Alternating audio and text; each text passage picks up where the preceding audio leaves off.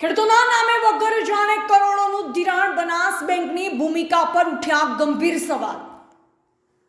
બંધવડ ગામના ખેડૂતોએ આજે બનાસ બેંક સામે ગુસ્સાનો જ્વાળામુખી ઉગાડ્યો છે।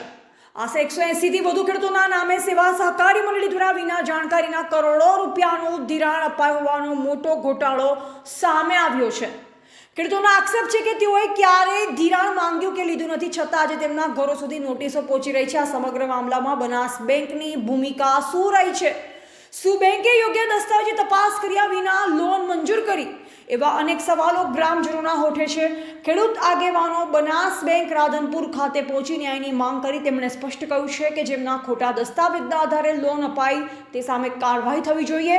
અમે પીડિત છીએ, કાજી નહીં। હવે પ્રશ્ન એ છે કે કરોડો રૂપિયાનું આ ધિરાણ કોણે લીધું? બેંકે તેનું વેરિફિકેશન કેમ નહીં કર્યું અને શું આ આખો તંત્રની મિલી ભગતથી ચલાવાયું છે?